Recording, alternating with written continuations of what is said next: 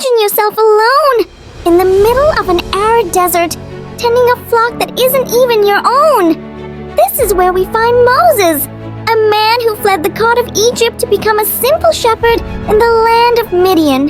He works for his father-in-law Jethro. One day, as he leads his flock toward Mount Horeb, the mountain of God, he witnesses an extraordinary phenomenon. Moses sees a bush on fire. But this is no ordinary fire. The bush is burning, yet it is not consumed. Intrigued, Moses approaches to take a closer look. It is then that a voice calls to him from within the bush. It is the angel of the Lord, the manifestation of God himself. Exodus 3:4-5. When the Lord saw that he had gone over to look, God called to him from within the bush, "Moses, Moses." And he said, "Here I am." "Do not come any closer," God said. "Take off your sandals, for the place where you are standing is holy ground."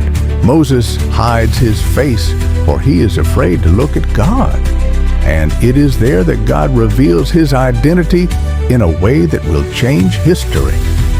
When Moses asks for the name of the one who is sending him, God replies, Exodus 3:14, "I am who I am."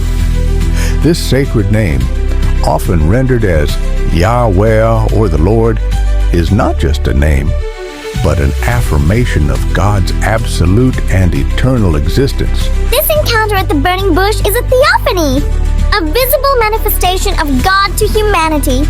It is not an isolated event, but the divine response to a very real suffering. Exodus 3:7. The Lord said, "I have indeed seen the misery of my people in Egypt.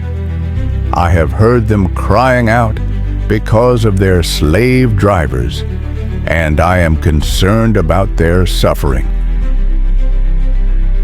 Moses is the central figure chosen for a colossal mission.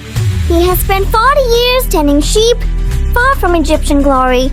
He is a humble man who doubts his abilities. Exodus 3:10. "So now, go. I am sending you to Pharaoh to bring my people, the Israelites, out of Egypt." This is the beginning of the liberation of the Hebrews, the context of the Exodus from Egypt. What does this story mean for us today?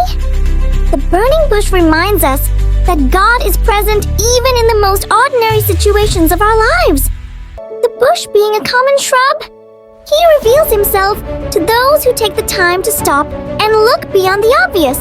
Like Moses, we are called to act against injustice, the slavery of the Hebrews, in our own sphere of influence, even if we doubt our abilities.